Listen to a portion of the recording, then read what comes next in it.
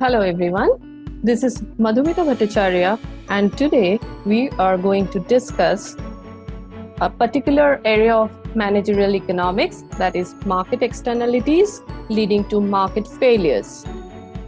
Now, what is market externalities? In economics, an externality is the cost or benefit that affects a third party who did not choose to incur that cost or benefit directly. Externalities occur when producing or consuming a good cause an impact on third parties not directly related to that transaction. Now, externalities can be of two types, positive and negative. The positive externalities can be in the production sector as well as in the consumption sector. Similarly, the negative externalities are also applicable and we can find it in both production sectors and consumption sectors.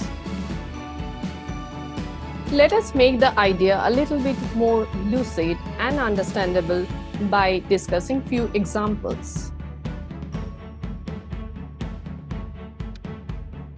Let us talk about a few positive externalities. Let's say, for example, a mining company providing first aid service to its employees for safety concern is an example of positive production externalities. Another example could be an educational startup hiring employees with prior coding knowledge is an example of positive externalities. In the consumption sector, let's say, for example, while you plant trees in your own courtyard, it also positively benefits the environment and your neighborhood. It's an example of positive externalities in the consumption sector. Our next example could be that while as a student you consuming education, you are not benefiting yourself, but you are also benefiting the society at large. Now let's move on to few negative externalities as well, which is existing in our society. In the production sector, let us take the example of industrial wastes and effluents, the deforestation done by a paper mill, or the carbon footprints which is left by mostly the richer section of the society. All of these activities adversely affected either some other section of the society or your neighborhood or the society at a large, for which they do not derive any direct benefits out of consuming those benefits.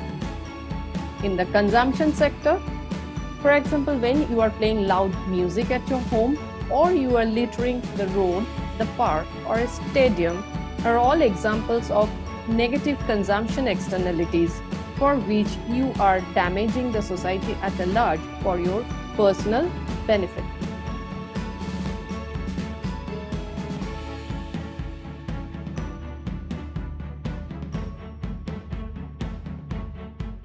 We will move on to two different graphs to understand the situation elaborately.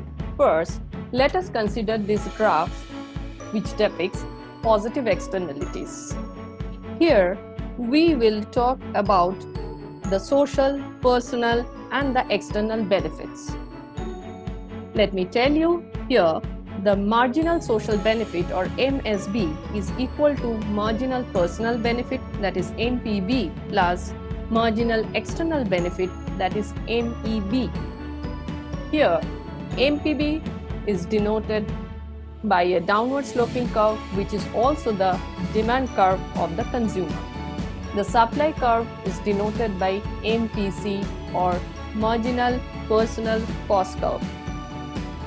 The point of intersection between MPC and MPB, which is denoted by old point, is the original point of equilibrium where demand meets supply. But as we know, there are certain external benefit factors that are involved over here. We can see that the marginal social benefit curve or the MSB, which is denoted by the dotted line, lies on the right side of the MPB.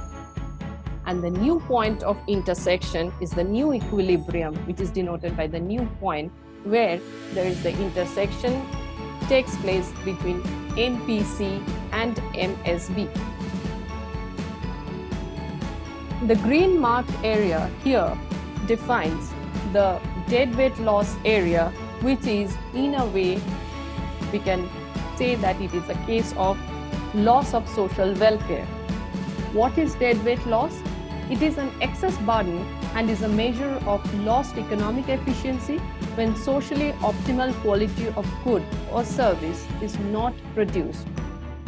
And here comes the role of government in the form of subsidy and other facilities. Next, we move on to the aspect of negative externalities. With the help of this graph, we will try and understand that how does it work. Here, we will talk about MSC or the marginal social cost, which is equal to MPC, the marginal personal cost, plus the MEC, that is the marginal external cost.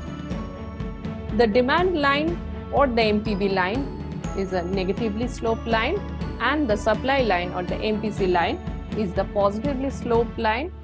The point of intersection between MPC and MPB is denoted by the original equilibrium point denoted as bold point here.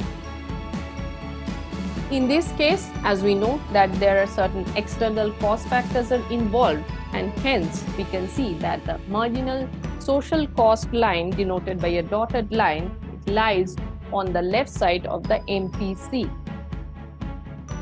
The point of intersection between MSC and MPB is denoted by the new point, which is our new point of equilibrium. The marked green area over here is once again signifying the loss of social welfare, technically known as the deadweight loss area. Once again, the role of government needs to be welcome over here in the form of imposing tax, cess, etc. to eradicate the impact of negative externalities as much as possible from the society. Now, this type of externalities lead to market failures. Let us first understand what are market failures. Market failure is a situation where the price mechanism leads to inefficient allocation of resources and the deadweight loss of economic welfare. The following are some of the causes which leads to market failures.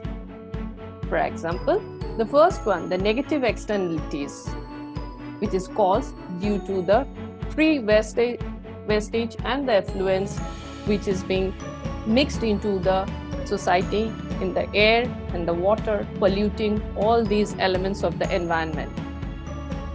The next example we can talk about positive externalities,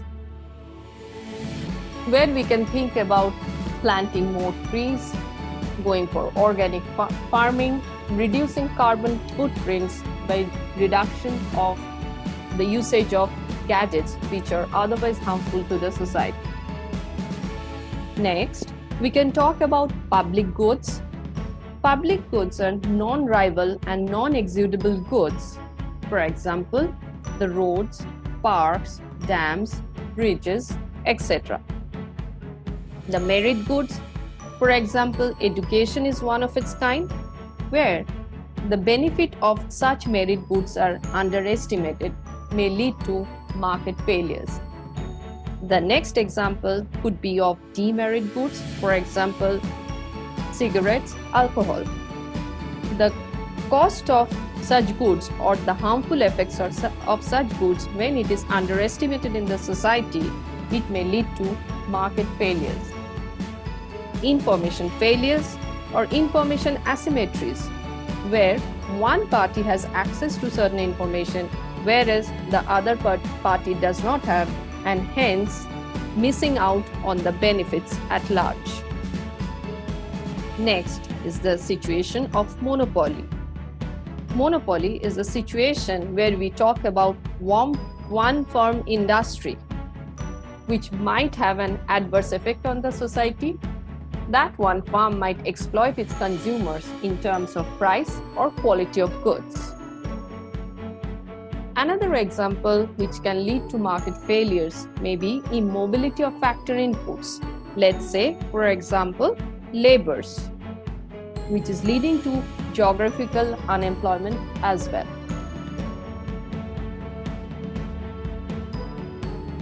Now the question is how to overcome these market failures.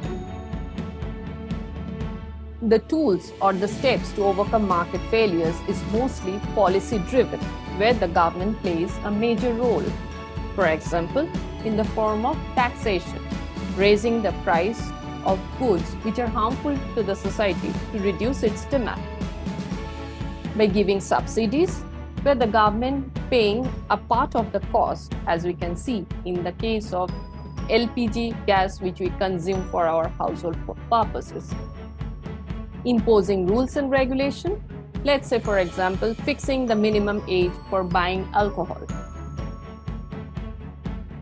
We can talk about pollution permits, where the automobiles or the factories and the plants are penalized for crossing their limits or the ceiling for which they have to pay a penalty for it.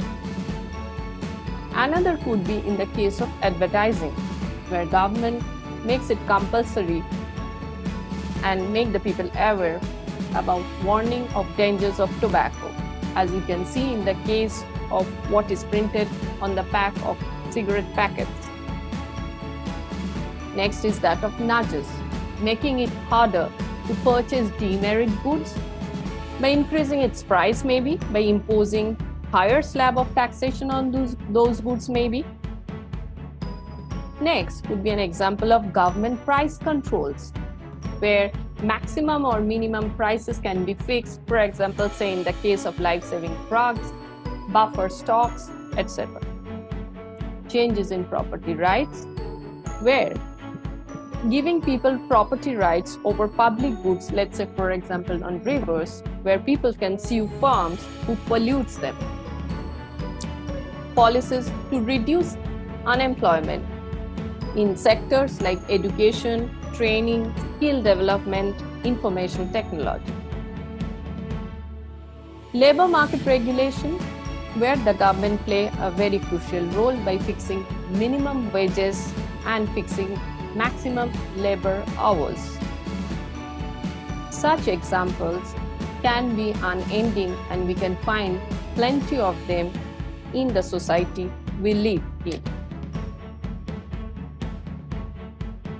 Thank you for watching.